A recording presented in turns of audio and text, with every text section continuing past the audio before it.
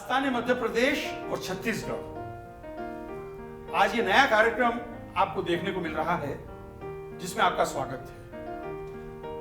ये कार्यक्रम India news ने चालू किया है मध्य प्रदेश फाउंडेशन के साथ मिलकर, जिसमें हम मध्य प्रदेश और छत्तीसगढ़ के इतिहास के बारे में और कल्चरली रिच जो वहां की इतनी सांस्कृतिक धरोहर है उसके बारे में बताने की कोशिश करेंगे। मध्य प्रदेश में बड़े बड़े कलाकार हुए, बड़े बड़े नेतागण हुए, बड़े बड़े कवि हुए, राइटर्स हुए और उसके अलावा स्पिरिचुअल लीडर्स हुए। ओशो, महर्षि महेश योगी, शंकराचार्य, डॉक्टर शंकर दयाल शर्मा भारत के राष्ट्रपति, मध्य प्रदेश के पहले मुख्यमंत्री पंडित रविशंकर शुक्ला, भारत के मशहूर वकील डॉक्टर कैलाशनाथ काटजू दूसरे मुख्यमंत्री बने, लता मंगेशकर, किशोर कुमार,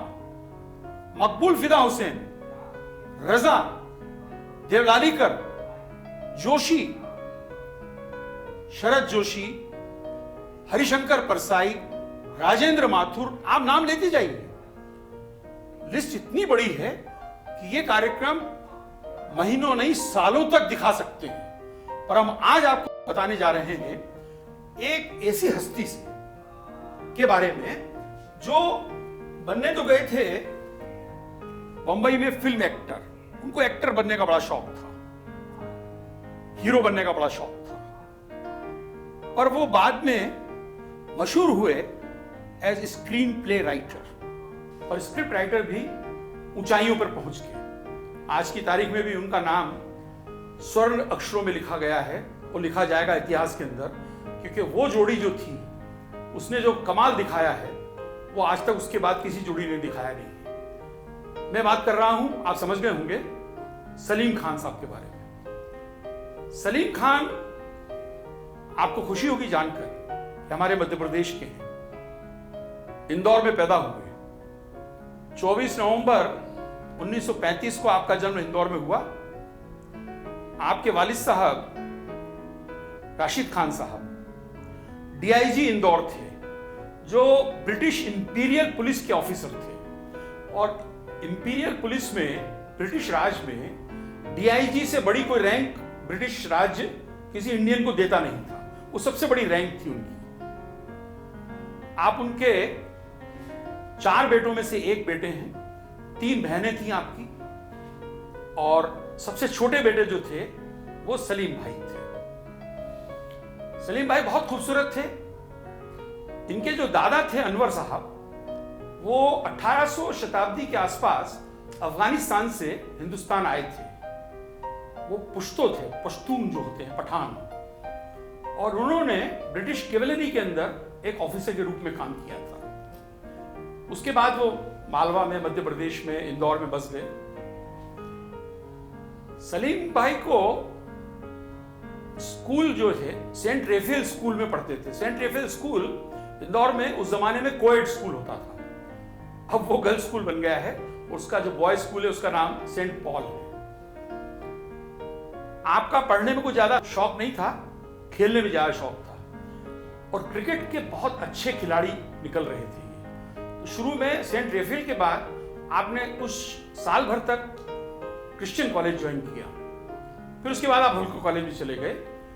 होलकर कॉलेज में आप होलकर कॉलेज की टीम में आ गए, तो बहुत अच्छे स्पिनर थे और बहुत अच्छे बैट्समैन भी थे, और आपके बड़े भाई, बटुआ मियां कहते थे उनको प्यार से, वो होलकर टीम के कैप्टन थे।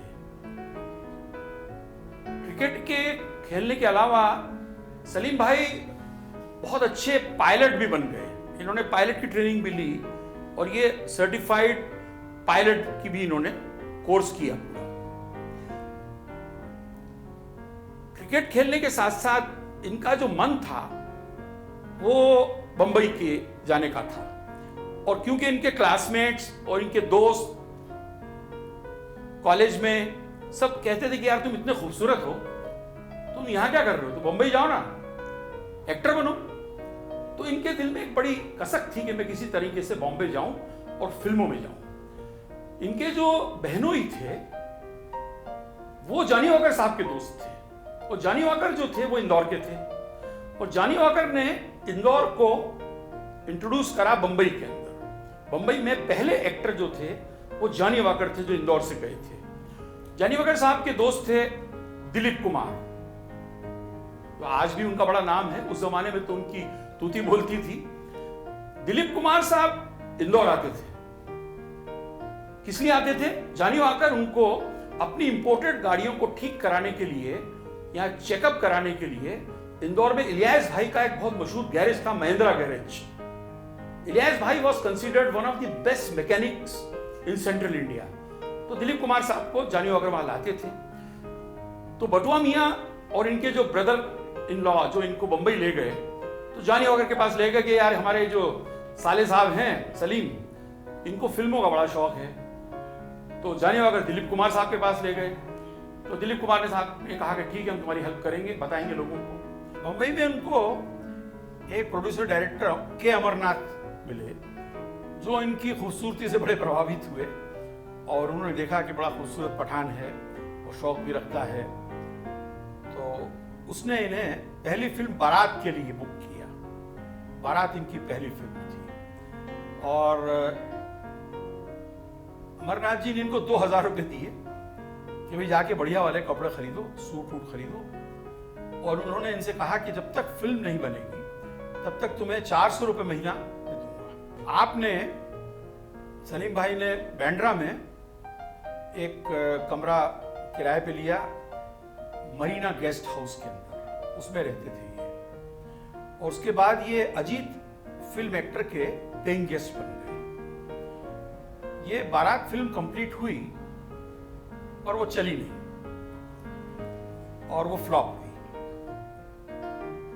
उसके बाद इन्होंने कई फिल्मों में काम किया, करीब 25 फिल्मों में काम किया, जिसमें एक फिल्म पे इनको लोगों ने नोट किया कि आदमी अच्छा एक्टर है, वो थी तीसरी मंजिल।